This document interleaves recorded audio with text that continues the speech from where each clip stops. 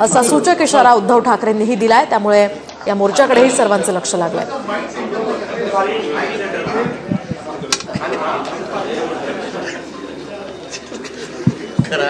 सर्वांचं या पत्रकार परिषदेमध्ये मी स्वागत करतो।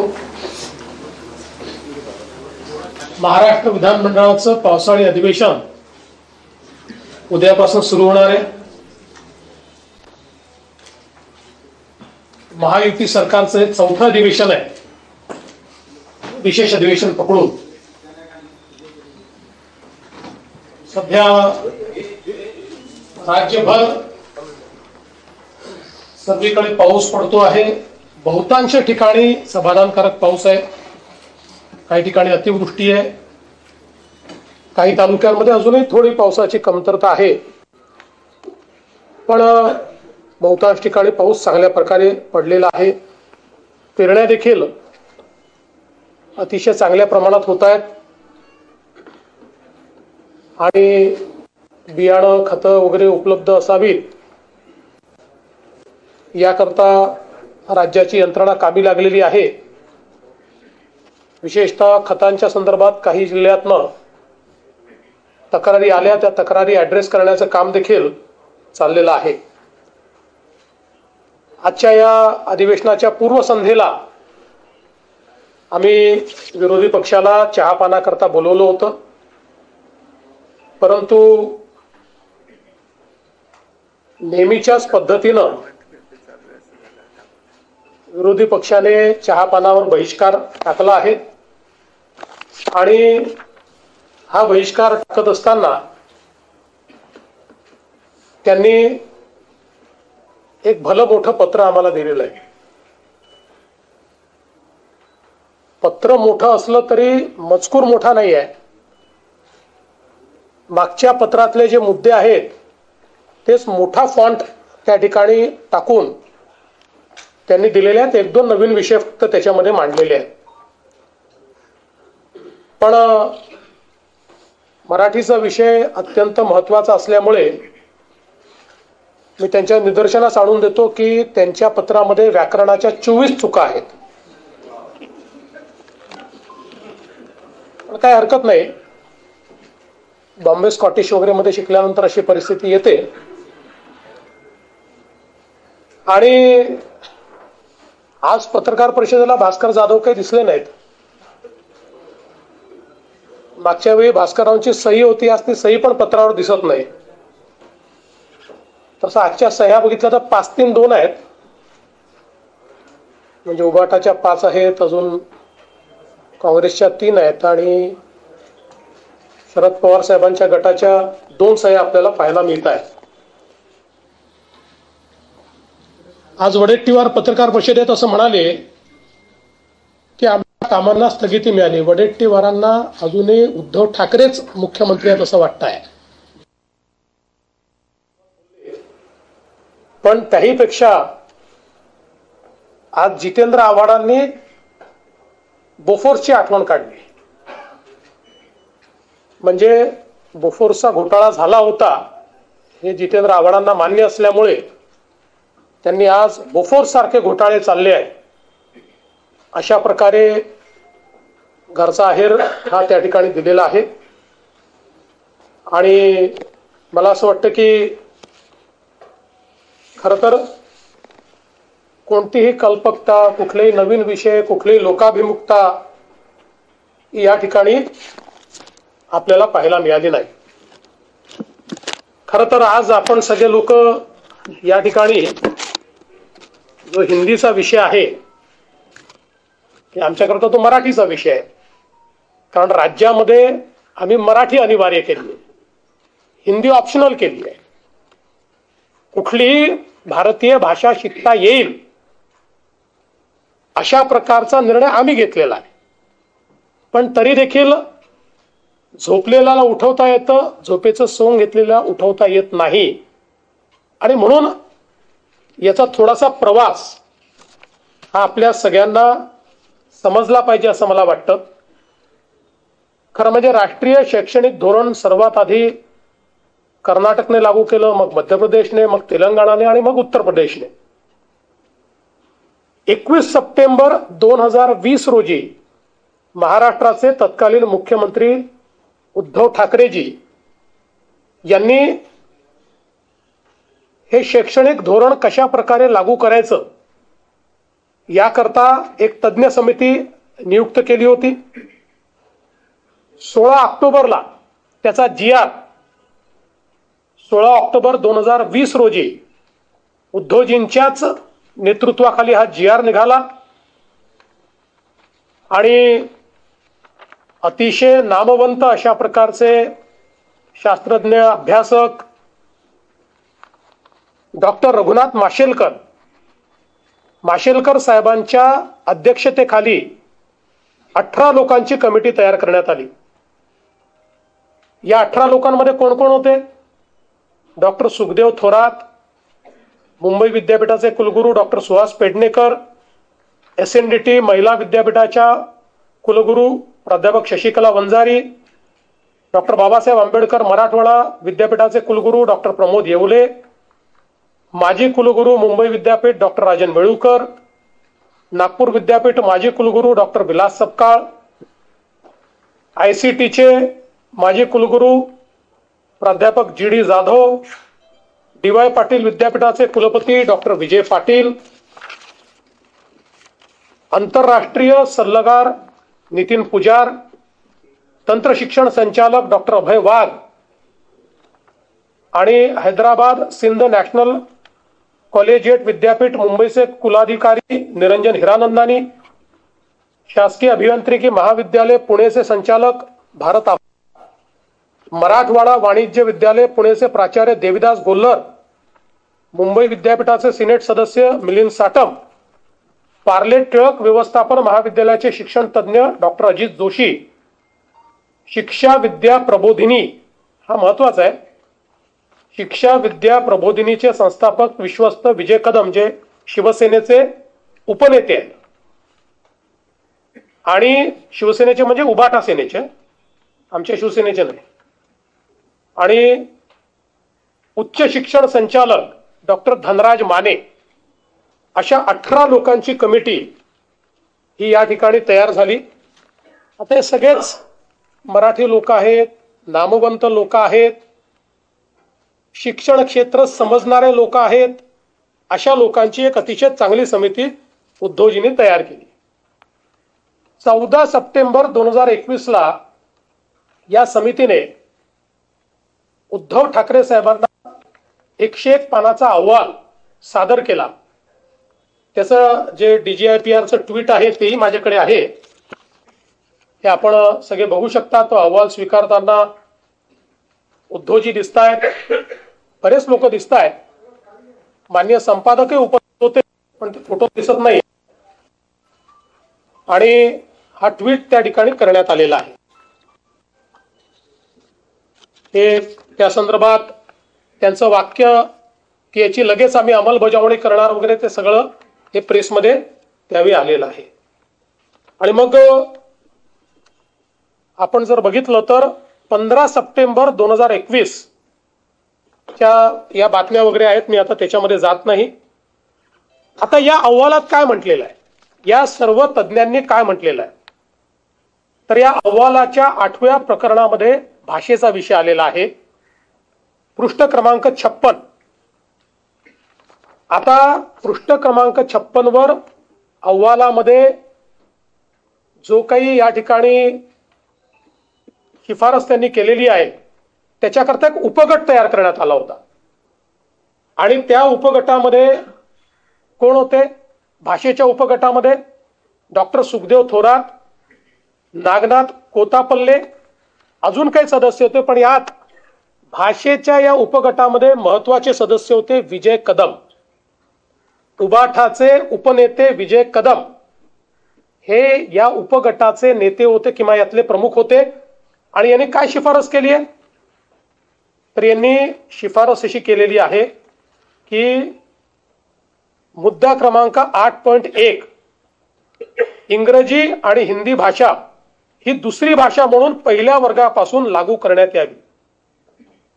पहिली ते 12वी असे 12 वर्ष विद्यार्थी इंग्रजी शिकतील तर त्याला इंग्रजी भाषेची जाण येईल आणि आवश्यक पुस्तके वाचता येतील. अभियांत्रिकी, वैद्यकीय, अन्य तांत्रिक, व्यावसायिक अभ्यासक्रमांसाठी ते सज्ज असतील. उच्च शिक्षण संस्थांमधून मराठी शिकवण्याला प्राधान्य द्यावेच लागेल, पण त्याच वेळी इंग्रजी आणि हिंदी ही दुसरी भाषा पहिल्या वर्गापासून ते 12वी पर्यंत सक्तीची करण्यात यावी. आवश्यकता भासत असेल तर महाविद्यालयीन शिक्षणाच्या 3 किंवा 4 चौथ्या वर्षाच्या पदवी अभ्यासक्रमामध्येही हिंदी सक्तीची करावी. आता कोणी म्हटलंय, उद्धवजींनी तयार केलेल्या समितीमध्ये ज्यात उबाठा सेनेचे उपनेते हे सदस्य आहेत, त्यांनी केलेली ही शिफारस आहे. खरं म्हणजे हे रिकमेंडेशन आता इंग्रजीमध्ये आहे, ते पुन्हा मी वाचून दाखवत नाही. आता आपण जर बघितलं तर 14 सप्टेंबर 2021 रोजी हा अहवाल सादर झाल्यानंतर तो मंत्रिमंडळापुढे आला आणि 7 जानेवारी 2022 ला त्याचं इतिवृत्त कायम झालं. आपल्याला पाहिजे असेल तर त्या इतिवृत्ताची कॉपी देखील मी दाखवतो. सही आपण ओळखता उद्धवजींची, म्हणून मी तुम्हाला दाखवतो. ठीक,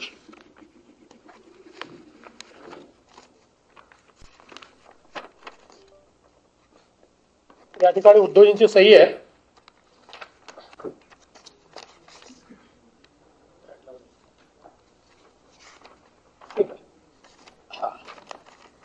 मुख्यमंत्री उद्धव ठाकरेंची सही आहे कॅबिनेट निर्णयावर. मिनिट्सवर म्हणजे कन्फर्म झालेली आहेत मिनिट्स, की त्यांची उद्धवजींची सही याच्यावर आहे. त्यामुळे याच्यामध्ये कुठेही हा अहवाल स्वीकारताना त्रिभाषा सूत्र बाजूला ठेवा, हे आम्हाला मान्य नाही, याच्यावर निर्णय केलेला नाही, असं काहीच म्हटलेलं नाही. उलट जी अकॅडमिक बँक ऑफ क्रेडिट जो एक महत्वाचा कळीचा विषय याच्यामध्ये आहे, की तिसरी भाषा का बरं, तर तिसऱ्या भाषेमुळे अकॅडमिक बँक ऑफ क्रेडिट मध्ये मार्क मिळतील आणि पुढचे ऍडमिशन करता ते मार्क कामी येतील. त्या अकॅडमिक बँक ऑफ क्रेडिटलाही मान्यता याच कॅबिनेटच्या निर्णयातनं देण्यात आलेली आहे. आणि म्हणून आपण जर बघितलं तर या ठिकाणी माशेलकर समितीचा अहवाल आणि त्यावरचे निर्णय हे याकरता सांगतो. काही लोक म्हणतात आम्ही निर्णय घेतला नाही, आम्ही नुसता अहवाल स्वीकार नाही. या ठिकाणी मंत्रिमंडळाच्या बैठकीमध्ये हा विषय घेऊन त्याला मान्यता दिली आणि मग त्याच्यावर कमिटी काय तयार केली, याच्या इम्प्लिमेंटेशन करता नियम बनवायची कमिटी. अहवाल स्वीकारलेला, फक्त आता आणि मग ती जी कमिटी झाली त्याच कमिटीने काम करत करत करत आमचे GR निघालेले आहेत. हे जे GR आमच्या काळात निघाले आहेत हे तेच काम करत करत करत ते आमच्या काळामध्ये अशा प्रकारचे सगळे GR निघालेले आहेत. आणि म्हणून मला असं वाटतं की या संदर्भात आपण जर बघितलं असेल तर 16 एप्रिलला 2025 ला आम्ही पहिला GR काढला आणि त्या GR मध्ये आपण असं म्हटलं की मराठी ही सक्तीची आहे, दुसरी भाषा आपण इंग्रजी म्हटली, तिसरी भाषा आपण हिंदी म्हटली. त्यावर अनेकांनी प्रश्नचिन्ह उपस्थित केल्यानंतर आपण 17 जूनला हा GR बदलला आणि यामध्ये सांगितलं की कुठलीही भारतीय भाषा तिसरी भाषा म्हणून शिकता येईल. आणि त्याही GR मध्ये आपण सांगितलं मराठी सक्तीची भाषा कुठली, मराठी, आणि तिसरी भाषा म्हणून कोणतीही भारतीय भाषा शिकता येईल अशा प्रकारचा स्पष्टपणे GR काढला. आणि याच्यामध्ये आपण जर विचार केला तर ही तिसरी भाषा पहिलीपासून नाही आहे. त्याचं लेखन वाचन हे तिसरीपासून आहे. आणि 2 वर्ष पहिले नुसती बोली आहे, म्हणजे त्यांच्याशी संवाद करायचा आहे. त्यामुळे हा जो काही अहवाल या ठिकाणी मांडण्यात आला होता त्यानुसारच खरं म्हणजे आमच्या सरकारने निर्णय घेतला नव्हे तर सक्तीची केलेली हिंदी याच्यामध्ये ऑप्शन देण्याचं काम आमच्या सरकारने केलं की कुठलीही भारतीय भाषा. आणि मला या निमित्ताने खरं म्हणजे भारतरत्न डॉक्टर बाबासाहेब आंबेडकर यांनी जे भाषण केलेलं आहे त्यातले हे का महत्वाचं आहे तर काय मत होतं भारतरत्न डॉक्टर बाबासाहेब आंबेडकरांचं. One language can unite people, 2 languages are sure to divide. This is an inexplicable law. Culture is conserved by the language. Since Indian wish to unite and develop a common culture, it is the bounding duty of all Indians to own up Hindi as their language. An Indian who does not accept this proposal as a part and parcel of linguistic state has no right to be Indian. He may be 100% Maharashtrian, Tamilian और गुजराती. पुढे त्यांनी असं म्हटलेलं आहे की आपली मातृभाषा ही शिकलीच पाहिजे पण त्यासोबत हिंदी देखील शिकली पाहिजे. हे भारतरत्न डॉक्टर बाबासाहेब आंबेडकरांचं दिलेलं भाषण आहे. तथापि आज ज्या प्रकारे नेहमीच्या पद्धतीनं आपणच निर्णय घ्यायचे पर या मंत्रिमंडळामध्ये त्यावेळेची संपूर्ण शिवसेना होती. उद्धवजी त्याचे प्रमुख होते. शरद पवार साहेबांची पार्टी पूर्णपणे त्या ठिकाणी होती आणि काँग्रेस पार्टी पण होती. या सगळ्यांनी मिळून याला मान्यता दिली. आम्हीच नव्हतो पण ठीक आहे आमचा काही त्याला विरोध नाही आहे. पण सगळ्यांनी कारण माशेलकर साहेबांसारखे, सुखदेव थोरात साहेबांसारखे अभ्यासक ज्यावेळेस एखादा रिपोर्ट देत आहेत आणि तो जर स्वीकारला होता तर चूक काय आहे. पण नेहमीच्या पद्धतीनं सत्तेत असलं की वेगळं बोलायचं, सत्तेतनं बाहेर आलं की वेगळं बोलायचं, सत्तेत असलं की रिफायनरीला विरोध करायचा, सत्तेच्या बाहेर असलं की रिफायनरीला विरोध करायचा, पुन्हा सत्तेत आलं की पत्र पाठवायचं केंद्र सरकारला आमच्याकडे रिफायनरी करा. ही जी पद्धत आहे याच्यामध्ये केवळ विरोधाला विरोध अशा प्रकारची पद्धती दिसते. त्यामुळे खरं तर पहिला प्रश्न म्हणजे या सगळ्या प्रक्रियेत राज ठाकरे नव्हते कारण त्यांचा मंत्रिमंडळातही नव्हता, अपोजिशनलाही कोणी नव्हता. मला तर असं वाटतं की पहिला प्रश्न राज ठाकरेंनी उद्धव ठाकरेंना विचारला पाहिजे की तुम्हीच जर याला मान्यता दिली तर आता कुठल्या तोंडानं आंदोलन करायला निघालात हा प्रश्न विचारला पाहिजे. पण आम्ही ही भूमिका ज्या दिवशी दुसरा GR काढला त्या दिवशी आम्ही भूमिका मांडली की आम्ही ही सक्तीची करणार आहे. आम्हाला अशा प्रकारचे जे विषय आहेत हे विषय सर्वानुमते करून घ्यायचे आहेत. आणि म्हणून आम्ही त्या दिवशी सांगितलं की दादा भुसे सगळ्यांची चर्चा करतील, आमचे मंत्री महोदय सगळ्यांचं म्हणणं ऐकून घेतील आणि सगळ्यांसमोर वस्तुस्थिती देखील ठेवतील. कारण अकॅडमिक बँक ऑफ क्रेडिट मध्ये तिसरी भाषा शिकली नाही तर आमच्या मराठी मुलांना तिथे मार्क मिळणार नाही. पण इतर मीडियमचे जे लोक आहेत, इंग्रजी मीडियमचा जो आहे त्याला त्या ठिकाणी मराठी ही कंपल्सरीच आहे, अनिवार्य आहे. गुजराती मीडियम वाल्याला त्या ठिकाणी मराठी आणि इंग्रजी ही अनिवार्यच आहे. त्यामुळे त्यांना 3 भाषा सूत्राचा फायदा मिळून अकॅडमिक बँक ऑफ क्रेडिटमध्ये क्रेडिट मिळतील आणि आपल्या मराठी मुलांना मात्र ते मिळणार नाहीत. आणि मग या अकॅडमिक बँक ऑफ क्रेडिट च्या माध्यमातून उद्या ज्यावेळेस त्यांच्या प्रवेशाचा विषय येईल त्यावेळी आमचे मराठी मुलं नेमके तिथे मागे पडतील. आणि म्हणून या ही सगळी वस्तुस्थिती सगळ्या नेत्यांसमोर मांडावी, अभ्यासकांसमोर मांडावी.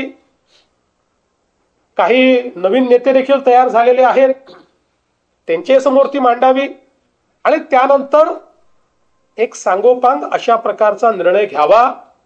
या दृष्टीनं आम्ही दादा भुसेंना सांगितलं. दादा भुसेंनी काही लोकांशी संपर्क देखील सुरू केलाय. पण मला असं वाटतं की याच्यावर चुकीच्या पद्धतीचं राजकारण जे आहे हे करणं चाललंय. आणि म्हणून आज मंत्रिमंडळाच्या बैठकीमध्ये आम्ही याच्यावर सांगोपांग चर्चा केली आणि आम्ही असा निर्णय केलेला आहे की त्रिभाषा सूत्राच्या संदर्भात ही भाषा कुठल्या वर्गापासून लागू करावी, ती कशा प्रकारे करावी, कुठली करावी, काय मुलांना चॉईस द्यावा, याचा निर्णय करण्याकरता राज्य सरकारच्या वतीनं डॉक्टर नरेंद्र जाधव यांच्या नेतृत्वात एक कमिटी तयार करण्यात येईल.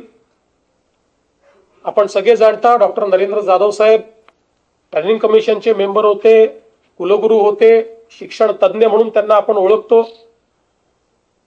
त्यामुळे त्यांच्या नेतृत्वामध्ये एक समिती या ठिकाणी तयार केली जाईल. त्यात काही सदस्य अजून असतील, त्यांची नावं लवकरच घोषित केली जातील. आणि या समितीचा रिपोर्ट आल्यानंतरच त्रिभाषा सूत्र त्या रिपोर्टच्या आधारावर या ठिकाणी लागू केलं जाईल.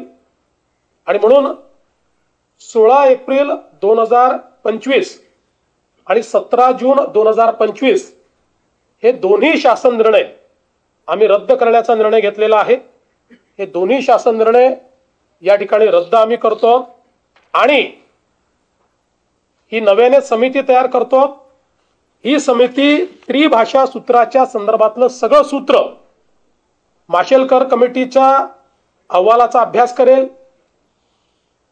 ज्या लोकांचं याच्यावर दुमत आहे त्यांचंही म्हणणं ऐकून घेईल आणि त्यानंतर आपल्या विद्यार्थ्यांच्या हिताचा काय निर्णय आहे तो निर्णय या कमिटीच्या माध्यमातून येईल आणि मग तो राज्य सरकार स्वीकारेल आणि त्यानुसार पुढची कारवाई केली जाईल. अशा प्रकारचा निर्णय आज आम्ही मंत्रिमंडळामध्ये घेतलेला आहे. आमच्याकरता मराठी आणि मराठी मुलगा किंवा विद्यार्थी हा महत्वाचा आहे. आमची नीती मराठी केंद्रित असेल. आमची नीती ही मराठी, आमचा जो विद्यार्थी आहे त्या विद्यार्थी केंद्रित अशा प्रकारची आमची नीती असेल. याच्यामध्ये आम्हाला कुठल्याही प्रकारचं राजकारण जे आहे ते राजकारण करायचं नाही आहे.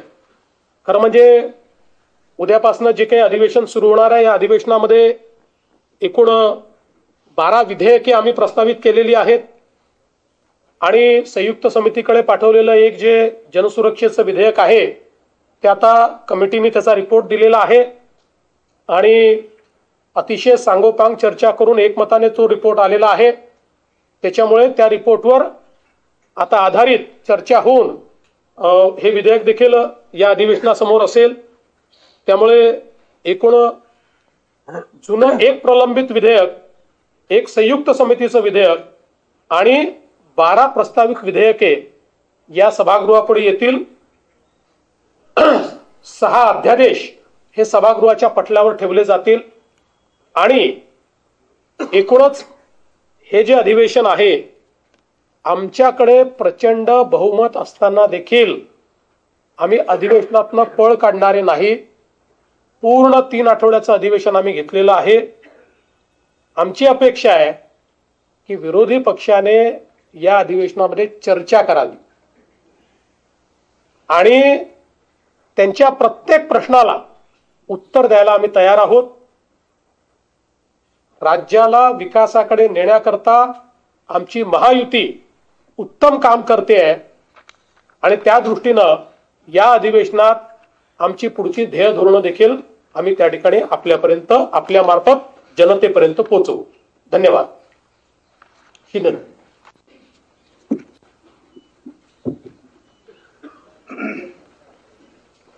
सर्व पत्रकारांचं स्वागत.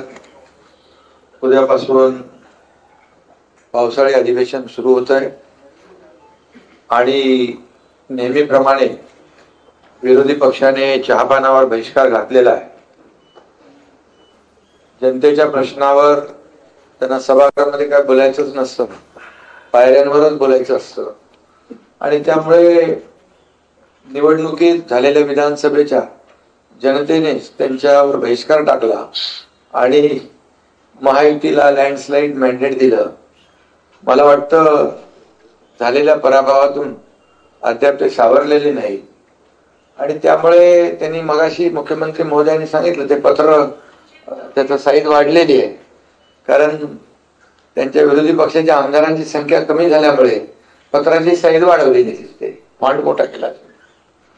त्यामुळे मला वाटतं खरं म्हणजे सरकार सकारात्मक आहे. चर्चा करण्यासाठी अधिवेशन लोकांना प्रश्नाला लोकांच्या वाचा फोडण्यासाठी असतं, न्याय देण्यासाठी असतं आणि त्याचबरोबर लोकांचे विविध प्रश्न सोडवणूक करून घेण्यासाठी आपलं अधिवेशन असतं. परंतु विरोधी पक्ष सातत्याने या ठिकाणी आपण पाहिलंय की चहापानाचं ते जाऊ द्या, परंतु सभागृहामध्ये जेव्हा चर्चा असते त्यावेळेस सभागृहातल्या चर्चेमध्ये भाग न घेता फक्त राजकारण करण्यामध्ये ते वेळ घालवतात. आता मराठी भाषेच्या बाबतीमध्ये त्यांनी जे काही जो स्टँड घेतलाय त्या बाबतीमध्ये माननीय मुख्यमंत्री महोदयांनी सविस्तर त्याच्यावर सांगितलंय. याच्यात मी एवढंच म्हणेन की त्यांनीच तो अहवाल स्वीकारला माननीय डॉक्टर माशेलकरांचा. त्याच्यामधल्या सगळ्या कमिटी मेंबर जे सदस्य होते त्यांची नावं मुख्यमंत्री महोदयांनी सांगितली आपल्याकडे. त्यातले कोण कोण म्हणजे मी कोणावर असं टीका करू इच्छित नाही, पण काही नावं जी घेतली त्या नावांच्या बद्दल आपल्यालाही माहिती आहे आणि म्हणून तो अहवाल स्वीकारला, त्याला मान्यताही दिली कॅबिनेटमध्ये.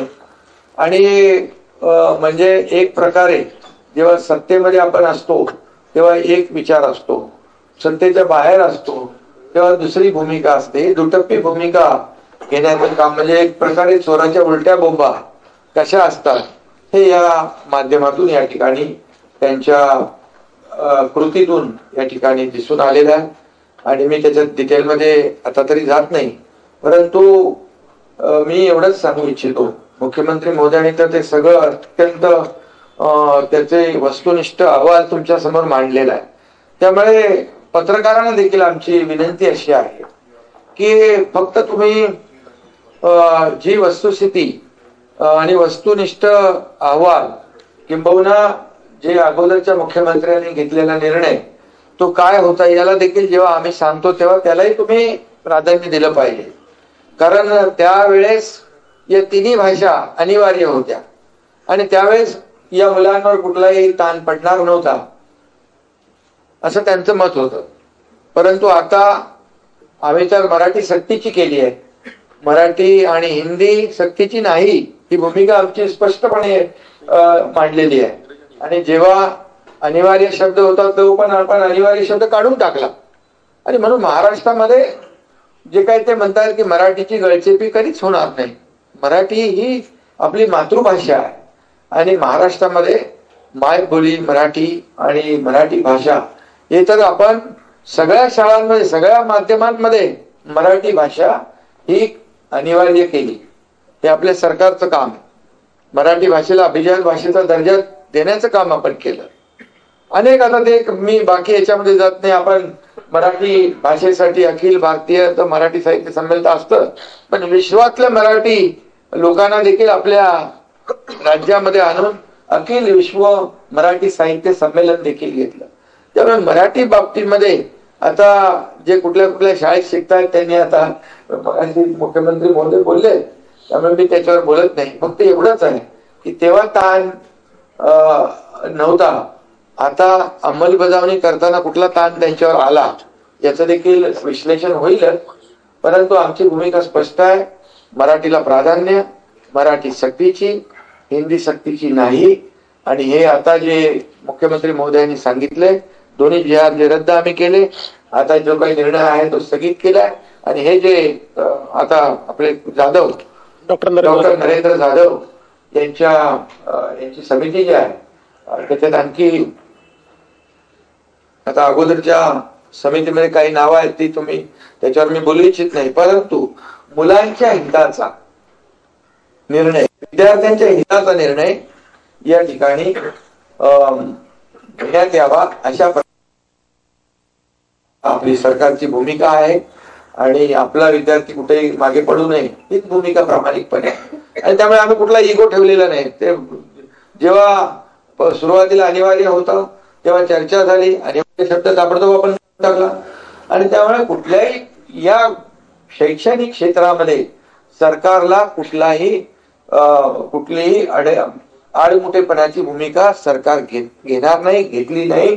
आणि अहंकार तर आमच्याकडे बिलकुल नाही, इगो आम्ही कुठलाही निर्णय रेटून नेणार नाही.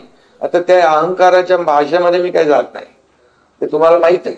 आणि त्यामुळे या बाबतीमध्ये मुख्यमंत्री महोदयांनी घेतलेला निर्णय जो आहे, आमची त्यांची चर्चाही झाली, आता कॅबिनेटमध्ये चर्चा झाली. आणि लोकभावना जी आहे, जनभावनेचा आदर करणारे आम्ही लोक आहोत. हे सर्वसामान्य माणसाचं सरकार आहे आम्ही नेहमी म्हणतो, आणि म्हणून जनभावना त्याचा आदर करणं हे आमचं काम आहे.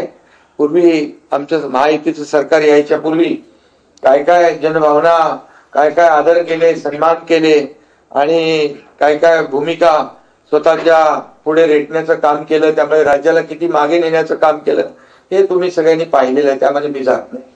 पण जो निर्णय आज मुख्यमंत्री महोदयांनी घेतलाय तो महाराष्ट्राच्या आणि विद्यार्थ्यांच्या, मराठीच्या आणि सर्वच विद्यार्थ्यांच्या हिताचा निर्णय आहे. आणि मला वाटतं याच्यातून चांगला आउटपुट मिळेल. आणि यामध्ये शेवटी मुलं जी आहेत आपल्या देशाचं भवितव्य आहे, आणि त्यामुळे त्यांना जास्तीत जास्त फायदा झाला पाहिजे त्यांच्या शैक्षणिक आयुष्यामध्ये. हीच भूमिका सरकारची आहे, आमची कुठलीही दुसरी भूमिका नाही. आणि मराठीची गळचेपी तर म्हणजे जे आता मगाशी म्हणालो मी, चोराच्या उलट्या बोंबा, ते याच्यासाठीच की त्याचे अनेक उदाहरणं आहेत, पण मी आज ते देऊ इच्छित नाही. मी वेगळेपणाने ती सांगेन सभागृहामध्ये देऊ. त्याचबरोबर त्यांनी आणखी काही प्रश्न विचारलेत. त्यांच्या ह्याच्यामध्ये भ्रष्टाचाराचा विषय त्यांनी घेतलेला आहे. तर भ्रष्टाचार झाला म्हणून त्याच्यावर आमच्यावर आरोप केले. पण मी एवढंच सांगेन की 2.5 वर्षात झालेला भ्रष्टाचार तर त्याच्या चौकशा सुरू आहेत. त्यामध्ये खिचडी घोटाळा असेल, बॉडी बॅग घोटाळा असेल, आता तर तो कुठला नवीन एक घोटाळा आलाय, मिठी नदीचा घोटाळा आलाय, त्याचही चौकशी सुरू आहे. आणि त्याच्यामध्ये कोण दिनू काहीतरी दिनू मोर्या, दिनू आता त्याची चौकशी सुरू आहे. त्यांनी तोंड उघडलं किती लोकांचा मोर्या होईल माहित नाही. त्यामुळे बघा, आम्ही कुठल्याही सूड भावनेने काम कुठलं करतोय का? बिलकुल नाही. तर जे झालेलं आहे, ज्या घटना घडलेल्या आहेत, जो भ्रष्टाचार झालेला आहे रस्त्यांमध्ये वगैरे, तो समोर त्यांनीच आणला ना. आम्ही आता रस्ते, जेव्हा मी मुख्यमंत्री होता, आम्ही दोघांनीच तो निर्णय घेतला ना आपण आयुक्तांना बोलवून, की का बाबा दरवेळी पावसाळ्यामध्ये खड्ड्यातून प्रवास करावा लागतो, अपघात होतात, बळी जातात, का कॉन्क्रीटचे रस्ते करत नाही? मग आम्ही निर्णय घेतला 2 फेजमध्ये. आता फेजमध्ये निर्णय घेतल्यानंतर दरवर्षी जे खड्डे भरण्याचं, काळ्याचं डांबराचं पांढऱ्याचं काळं करण्याचा रस्ता बंद झाला. त्यामुळे ऑडिट सुरू झालं, हे झालं. मग ते बिलो अभाव आम्हाला तर काय माहितच नाही बाबा ते. परंतु त्याच्यामध्ये ते एक्सपर्ट आहे आणि त्यामुळे ह्या सगळ्या ह्याच्यातून जी काही चौकशी आहे आणि ते जे काही सत्य आहे ते सत्य बाहेर येईल. त्यानंतर त्यांनी बाकी त्याच्यामध्ये आणखी बरेचसे काही काही आरोप केलेले आहेत. पीक विमा वगैरे त्याच्यामध्ये मी काही जात नाहीये. पीक विमा योजना जी आहे ते उलट शेतकऱ्यांच्या म्हणजे कंपन्यांना फायदा होऊ नये, शेतकऱ्यांना फायदा व्हावा म्हणून आपण ती योजना जी आहे ती योजनेचं स्वरूप बदललंय. त्याच्यामध्ये पण त्यांनी काही हे घेतलेलं आहे. पूर्वी ते म्हणाले सौर विजेच्या बिलाबद्दल पण त्यांनी आरोप केलेला आहे. पण मी मुख्यमंत्री महोदयांना धन्यवाद देईन की आतापर्यंतच्या इतिहासामध्ये विजेचं बिल कमी झालेलं कधी आपण पाहिलं नाही. पण आमच्या महायुतीच्या सरकारमध्ये देखील आपण किती 7.5 HP पर्यंत कृषी पंपाला मोफत केलं. ते आजही मोफत आहे आणि आता देखील 10% पर्यंत आपलं बिल कमी होत आहे सर्वसामान्य लोकांचं आणि ते टप्प्याटप्प्याने आणखी कमी होईल. म्हणजे इतिहासामध्ये पहिल्यांदा विजेचं बिल कमी करण्याचा कमी होण्याचा प्रकार आणि निर्णय पहिल्यांदा झाला. यापूर्वीच्या मला आठवत आहे काँग्रेसच्या सरकारने निवडणुकीच्या आधी म्हणाले वीज बिल माफ करू, पण जसे सरकारमध्ये आल्यानंतर वीज बिल गेली, म्हणाले प्रिंटिंग मिस्टेक झालं. आम्ही प्रिंटिंग मिस्टेक म्हणणारे नाही. ज्या आम्ही योजना जाहीर केलेल्या आहेत, ज्या योजना आम्ही घोषित केलेल्या आहेत, मग लाडकी बहीण योजना असू द्या नाही तर आणखी ज्या योजना आहेत त्या टप्प्याटप्प्याने सगळ्या पूर्ण. तेव्हा मला वाटतं मुख्यमंत्री सुशील कुमार शिंदे तर आठवण करून दिली मी. त्यामुळे आम्ही प्रिंटिंग मिस्टेक म्हणणारे नाही आणि निवडणुकीमध्ये आश्वासन द्यायची असतात, पाळायची कुठे असतात असं म्हणणारेही नाही. त्यामुळे तो एक विषय मी या ठिकाणी सांगू इच्छितो. बोगस बियाणे वगैरे ते काय त्याच्यावर कारवाई आम्ही करतोच आहे. आणि त्यामध्ये आजच आम्ही शेतकऱ्यांसाठी कृषी संजीवनी प्रकल्प नानाजी देशमुख किती 6,000 कोटीला आपण मान्यता आजच दिली. टप्पा 2 शेतकऱ्यांसाठी महायुती सरकारने गेल्या 3 वर्षामध्ये जवळपास 45,000 कोटी रुपये च्या योजना आपण शेतकऱ्यांसाठी केल्या. 15-16,000 कोटी रुपये आपण अतिवृष्टी, अवकाळी आणि गारपिटीच्या नुकसान भरपाई पोटी दिले. त्यामुळे शेतकऱ्यांना काय दिलं, शेतकरी सन्मान योजना आपण केली. प्रधानमंत्री महोदय 6,000 केंद्राचे आपले पण 6,000 असे 12,000 रुपये शेतकऱ्यांना देखील वर्षाकाठी या ठिकाणी देण्याचा निर्णय देखील आपल्या सरकारने घेतलेला आहे. आणि त्यामुळे मला वाटतं त्यांच्या या कुठल्याही आरोपाला काही हे नाहीये, म्हणजे काय बेस नाहीये. त्यामुळे आम्ही जे काही निर्णय घेतोय ते निर्णय या महाराष्ट्रातल्या जनतेच्या हिताचे घेतोय. आमची 2.5 वर्षाची पहिली इनिंग होती तेव्हा जे आम्ही टेक ऑफ घेतलं होतं तो वेग अद्याप अजूनही तसाच ठेवलाय, वाढवलाय. मुख्यमंत्री महोदयांनी 100 दिवसाचा कृती आराखडा सुरू केला. त्या कृती आराखड्यामध्ये सगळ्या बऱ्याचशा कलेक्टर, जिल्हाधिकारी, महापालिका आयुक्त, सीओ यांनी चांगलं काम केलं. याचं कारण एवढंच की सर्वसामान्य माणसाला न्याय मिळाला पाहिजे. सर्वसामान्य माणसाला त्याच्या तालुक्यात, जिल्ह्यात न्याय मिळाला पाहिजे. तो मंत्रालयापर्यंत येता कामा नये. त्यानंतर 150 दिवसाचा आता कार्यक्रम आपण कृती आराखडा जाहीर केलाय. कालच आपलं मास राईडचं लोकार्पण झालं नागपूरमध्ये. कुठलाही जिल्हा कुठेही इतर जिल्ह्यांपेक्षा मागे राहू नये यासाठी महास्ट्राईड हे त्याचं लोकार्पण झालं. आपण वर्ल्ड बँकेसोबत या ठिकाणी त्यांच्यासोबत राज्य सरकार एकत्र काम करतंय आणि प्रत्येक जिल्ह्याला समान न्याय, म्हणजे तुम्हाला विकासाचं सांगतोय. आता 2.5 वर्षापूर्वीच तुम्हाला माहित आहे, 2.5 म्हणजे माझ्या 2.5 वर्षापूर्वीच, आता माझे 2.5 वर्ष धराल. त्यामुळे जसे स्पीड ब्रेकर वगैरे होते ते सगळे आम्ही काढून टाकले. मी सांगतो ना, जे म्हणजे विकासाला ज्या योजना चांगल्या आहेत त्या आम्ही कॅरी फॉरवर्ड केल्या. परंतु 2014ला देवेंद्रजी मुख्यमंत्री होते तेव्हा शेतकऱ्यांच्या जलयुक्त शिवार योजना कोणी बंद केल्या? मराठवाडा वॉटर ग्रीड कोणी बासनात बांधलं? ते मुख्यमंत्री आम्ही झाल्यानंतर पुन्हा आमच्या टीमने सुरू केलं. त्यामुळे सांगण्याचं तात्पर्य आहे विकास याला चालना देणं बाकी तर तुम्हाला माहित आहे. बाकी मी अटल सेतू, कोस्टल रोड, समृद्धी हायवे याच्यात जातच नाही मी. ही तर कामं समोर आहेत तुमच्या. म्हणून तर आम्हाला, आणि लोकाभिमुख कल्याणकारी योजना म्हणून तर लोकांनी लँडस्लाईड मेंटेन केलं महाराष्ट्रातल्या. त्याने दुसरं म्हटलंय की इथं बरं ते स्टार्टअप बिटअप मध्ये काय मी जात नाही. खूप म्हणजे महाराष्ट्र जीडीपी नंबर 1 आहे, FDI मध्ये नंबर 1 आहे, स्टार्टअप मध्ये नंबर 1 आहे, विकासामध्ये पुढे आहे. ते आता 20 लाख कोटी झाले आपल्या दोघांचे मिळून 20 लाख कोटी MOU दावोस मध्ये झाले. कधी झाले होते? आणि दुसरे MOU नाही केले. कन्व्हर्जन त्याचं 70 to 80% आहे. याचा अभिमान आहे आम्हाला. आणि म्हणून मोदीजी पण ज्या पद्धतीने देशाचं जे काय ते 2047 जे विजन आहे त्यांचं 2047चं विकसित भारताचं, त्या ह्याच्यामध्ये महाराष्ट्राचं $1 ट्रिलियन जे गोल आहे ते एक वर नाही राहणार, ते वाढणार आहे. म्हणजे महाराष्ट्राचं कॉन्ट्रीब्युशन पण आपल्या प्रधानमंत्र्यांचं जे विकसित भारत 2047चं स्वप्न आहे त्याला सपोर्ट करणार आहे. म्हणून मुख्यमंत्र्यांनी 3 टप्पे केले, 2030, 2035 आणि 2047. आणि त्यामुळे त्या वेगाने आपण पुढे जातोय. आणि म्हणून विकासाला आम्ही चालना देणारं आमचं सरकार आहे. सर्वसामान्य माणसाला न्याय देणारं सरकार आहे. गोरगरिबांच्या जीवनामध्ये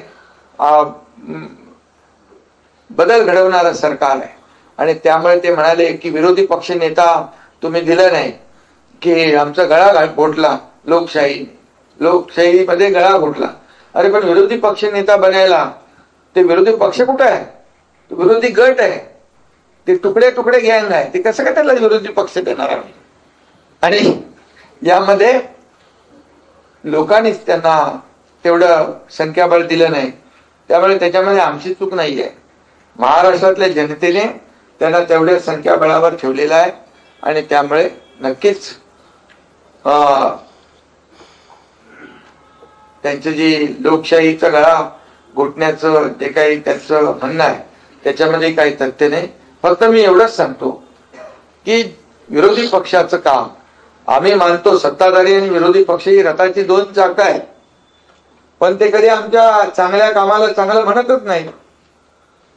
त्यामुळे सातत्याने टीका करणं, आरोप करणं एवढंच त्यांना माहित आहे. पण आमची इच्छा आहे, जसं मुख्यमंत्री म्हणाले की सभागृहामध्ये प्रत्येक विषयावर चर्चा करण्याची आमची तयारी आहे. सभागृहामध्ये तुम्ही प्रश्न मांडा, या महाराष्ट्राच्या हिताचे प्रश्न मांडा. सरकारने चांगलं काम केलं तर चांगलं म्हणा, वाईट काम केलं तर तुम्ही सूचना करा. आम्ही सगळ्याला तयार आहोत. आणि त्यामुळे बाकी आता सभागृहामध्ये आम्ही बोलू. सभागृहामध्ये बाकी विषय त्याला प्रश्नांना उत्तर देऊ. अजितदादा,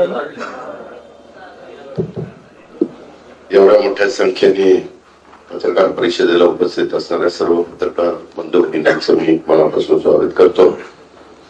या अधिवेशनाचं संपूर्ण कामकाज पूर्ण वेळ आणि सुरळीत चालावं, राज्यासमोरचे सर्व महत्वाच्या मुद्द्यांच्यावर प्रत्येक विधेयकावर अभ्यासपूर्ण चर्चा व्हावी आणि एकही विधेयक सभागृहात चर्चा झाल्याशिवाय मंजूर होऊ नये. आमदारांना त्यांच्या मतदारसंघातले प्रश्न मांडण्यासाठी पुरेसा वेळ मिळावा आणि सर्वात महत्वाचं म्हणजे विधिमंडळाच्या कामकाजाचा 1 मिनिटही कुठं वाया जाऊ नये, गोंधळामुळे वाया जाऊ नये असा आमच्या महायुतीच्या सरकारचा प्रयत्न राहणार आहे. आणि त्याच्यामुळे मुख्यमंत्र्यांनी सांगितलं तसं 3 आठवड्याचं अधिवेशन हे पावसाळी अधिवेशन आपण घेतलेलं आहे. उद्याच पुरवणी मागण्या सादर केल्या जाणार आहेत. त्याच्याबद्दलची मान्यता आत्ताच कॅबिनेटनी सादर करण्याच्या करता दिलेली आहे. आणि काही जरी असलं, हे काही चर्चा जरी करत असले तरी खरं त्यांनी आजच्या चर्चेमध्ये भाग घेतला असता तर महत्वाच्या प्रश्नाच्या बद्दल सगळं पोहापोह करता आला असता. कुठले महत्वाचे प्रश्न चर्चेला घ्यायचे ते पण तिथं सगळ्यांच्या समोर मांडता आले असते. परंतु नेहमीच्या पद्धतीप्रमाणे चहापानावर बहिष्कार, म्हणजे गेले कित्येक वर्ष चहापानावर बहिष्कारच चाललाय. आता ते चहापान रद्दच करावं का काय असं वाटायला लागलं. कशाला चहापान ठेवायचं? आमचं आम्ही येऊ, चहा पाणी घेऊ, कॅबिनेट करू, पत्रकारांशी बोलू आणि निघून जाऊ, असंच मलाच यायला लागलेलं आहे. तसं होणार नाही. त्यांनी जर प्रतिसाद दिला तर जरूर चर्चा करण्याच्या करता लोकशाहीमध्ये चर्चा करून निर्णय घेणे हे खूप महत्वाचं असतं आणि त्या प्रकारेच हे महायुतीचं सरकार काम करत राहणार आहे. बाकीच्या सगळ्या महत्वाच्या प्रश्नाच्या संदर्भात दोघंही महोदयांनी आपल्या सगळ्यांच्या समोर गोष्टी मांडलेल्या आहेत.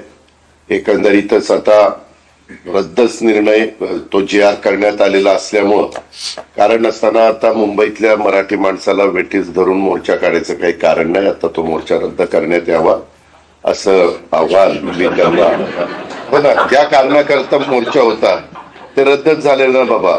मग कशाला वेठीस धरायचं. तुम्हाला त्रास सगळ्यांना हे कुठं चाललं ते कुठं चाललं हा आला का तो गेला का कुणाचा झेंडा नाही काही नाही त्याच्यामुळे ते तसं रद्द करून टाकावं. दुसरे आजच मुख्यमंत्र्यांनी सूचना केलेली होती. आज जवळपास 3600 कोटी रुपये आमच्या लाडक्या बहिणींच्या करता ह्या महिन्याच्या आम्ही DBT वर पाठवलेले आहेत. उद्या त्यांच्या अकाउंटला ते पैसे मिळतील आणि तोही एक महत्वाचा निर्णय आज झालेला आहे. अशा पद्धतीनं आणि बाकीच्या पावसाच्या वगैरेच्या बद्दल कधी नव्हे महाराष्ट्राच्या इतिहासामध्ये जून महिन्यामध्ये धरणांची परिस्थिती काही अपवाद आहेत काही भागातले अपवाद आहेत परंतु कधी एवढ्या मोठ्या प्रमाणावर जून महिन्यामध्ये धरणं भरलेली म्हणजे बऱ्यापैकी भरलेली आपल्याला पाहायला मिळाली नव्हती. अर्थात काही ठिकाणी फार नुकसान पण झालेलं आहे. वाशिम असेल किंवा काही आपला विदर्भाचा भाग आहे ते तिथं बरेच जमीन वाहून वगैरे गेलेली पिकांचं नुकसान झालेलं आहे. त्याचे रितसर पंचनामे करण्याच्या सूचना पण अधिकाऱ्यांना दिल्या गेलेल्या आहेत आणि त्याच्यामध्ये नेहमीच सरकार बळीराजाच्या पाठीशी उभं राहण्याचं काम करत असतं. इथून पुढेही ते करत राहील आणि त्यांना पुन्हा कसं आपल्याला उभं करता येईल ह्याबद्दलचं संपूर्ण नियोजन हे महायुतीच्या सरकारने केलेलं आहे. आणि अधिवेशनामध्ये ज्या ज्या गोष्टीचे प्रश्न ते उपस्थित करतील विरोधक संख्येने जरी कमी असले तरी त्यांना विचारलेल्या प्रश्नाला समर्पकपणे उत्तर देणं आणि कारण नसताना कुठला तरी गैरसमज लोकांच्या मध्ये होऊन न देणं. बऱ्याचदा विरोधक फेक नॅरेटिव्ह सेट करण्याचा प्रयत्न करत असतात. तसं काही कारण नाही. त्याला आम्ही अतिशय व्यवस्थितपणे उत्तर देऊ. प्रत्येक प्रश्नाला उत्तर महायुतीच्या सरकारकडे आहे. त्याच्यामध्ये केंद्राची मदत आम्हाला होते पंतप्रधानांची आणि त्यांच्या मंत्रिमंडळाची राज्यातल्या पण सर्व सहकाऱ्यांची मदत होते. त्या प्रकारे हे अधिवेशन व्यवस्थितपणे पार पाडलं जाईल ही खात्री मी आपल्याला देतो. थांबतो. धन्यवाद.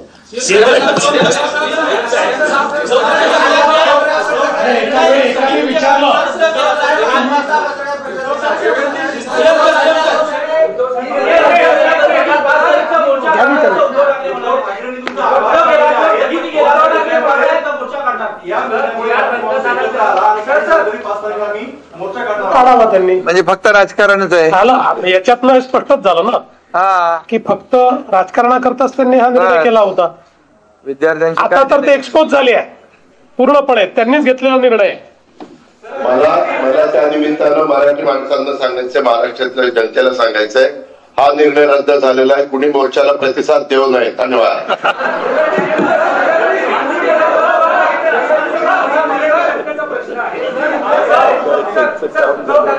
आभार मानले की मुख्यमंत्र्यांना मराठीची गळचेपी करायची होती म्हणून आता आम्ही सगळे एकवटलेले आहोत. त्यांनी तुमचे आभार मानले. मी त्यांचे आभार मानतो की त्यांनी ज्या प्रकारचा कारभार चालवला त्यामुळेच आमचं सरकार आलं की नाही. आम्हाला ही जी काही सरकारमध्ये काम करायची संधी मिळाली ती त्यांच्यामुळे मिळाली. पण मला त्यांना प्रश्न विचारायचा आहे. मराठी माणसाचं ते बोलतात. पत्राचाळीतल्या मराठी माणसाचं काय. BDD स्कीम मधल्या मराठी माणसाचं काय. अभ्युदयनगर मधल्या मराठी माणसाचं काय. गिरगावातल्या मराठी माणसाचं काय. या मुंबईतनं मराठी माणूस सोडून गेला त्याला ते जबाबदार नाहीत आणि त्याला इथे घर देण्याचं काम हे शिंदे साहेबांनी आम्ही अजितदादांनी आमच्या सरकारने केलं. त्यामुळे मराठी माणसाचं पोट भाषण देऊन भरणार नाही. मराठी माणसाच्या गोष्टी करायच्या आणि धन्नासेठांच्या पाठीशी उभं राहायचं ही जी त्यांची नीती होती. आज त्यांच्याकडे हा देखील प्रश्न योग्य विचारू. मग अशी आम्ही सांगितलं सभागृहामध्ये सांगू की मुंबईच्या महानगरपालिकेच्या मराठी शाळा कोणी बंद केल्या? त्या कशा सीबीएसई कडे गेल्या? त्यातल्या मराठीची काय अवस्था झाली? या सगळ्या गोष्टी आमच्याकडे आहेत, काळजी करू नका. स्टॉक भरपूर आहे, योग्य वेळी बाहेर काढू.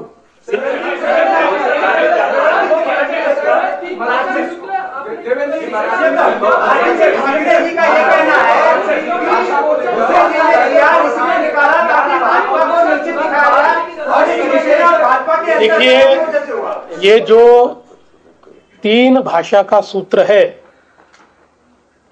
जो नई शिक्षा नीति ने दिया है, उसके ऊपर श्रीमान उद्धव ठाकरे ये जिस समय महाराष्ट्र के मुख्यमंत्री थे, उन्होंने डॉक्टर माशेलकर जी की कमेटी तैयार की थी.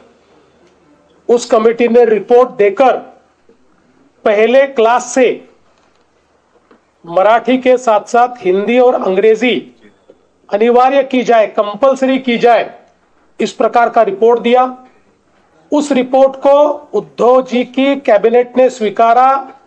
कैबिनेट के निर्णय के मिनट्स ऑफ द मीटिंग पर श्रीमान उद्धव ठाकरे जी, इनकी सिग्नेचर है और अब उस पर वो राजनीति कर रहे हैं. हमने ये बार बार बताया कि मराठी अनिवार्य है और कोई भी भारतीय भाषा आप सीख सकते हो, किंतु इनका विरोध हिंदी को है, इनका विरोध हिंदी भाषा को है. भारतीय भाषा को विरोध है और अंग्रेजी के लिए रेड कारपेट है. इनको अंग्रेजी चलती है लेकिन हिंदी नहीं चलती. और हमने जो निर्णय किया था उसमें कोई भी भारतीय भाषा आप सीख सकते हो, ऐसा निर्णय किया था. अब वो कौन से क्लास से लागू करना चाहिए, इसके ऊपर कुछ मतांतर है. इसलिए हमने ये निर्णय किया है कि हम लोग डॉक्टर नरेंद्र जाधव, इनकी एक कमेटी तैयार कर रहे हैं. ये कमेटी इसके ऊपर जो माशेलकर कमेटी का रिपोर्ट है, अलग अलग लोगों का जो कहना है, उसके ऊपर निर्णय करेगी और उसके बाद हम त्रिभाषा सूत्र उस अनुसार लागू करेंगे. और तब तक जो 2 निर्णय हमने लिए थे उनको हमने खारिज किया. इनिशियली त्यांच्याशी जी चर्चा झाली त्यांनी 3 महिन्याचा वेळ मागितला.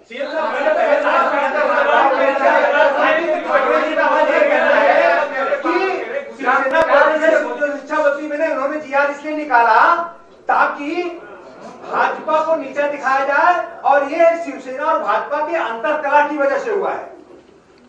किसने बोला ये? अजीत ठाकरे ने अजीत की तारा में आज दोपहर को प्रेस कॉन्फ्रेंस. अजीत ठाकरे नहीं, उनका तो मैंने वीडियो देखा. उन्होंने तो कहा हिंदी सीखनी चाहिए और उन्होंने कहा कि हिंदू हृदय सम्राट शिवसेना प्रमुख बाला साहब ठाकरे जी ने उनको कहा था हिंदी सीखने के लिए.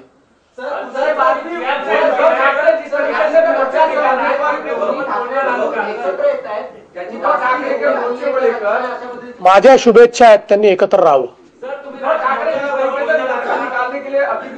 तैयार है और कहना है कि मराठी भाषा के मुद्दे पर. देखिए, इससे ही ध्यान में आ गया कि उनको केवल राजनीति करनी है. मैं इतिहास के 10 चीजें बता सकता हूं कि केवल मराठी आदमी का नाम आगे करके उद्धव ठाकरे जी ने किस प्रकार से मराठी आदमी को ही इस मुंबई के बाहर निकाला है और उसी मराठी आदमी को मुंबई में वापस लाने का काम हमारी महायुति की सरकार ने किया है. धन्यवाद.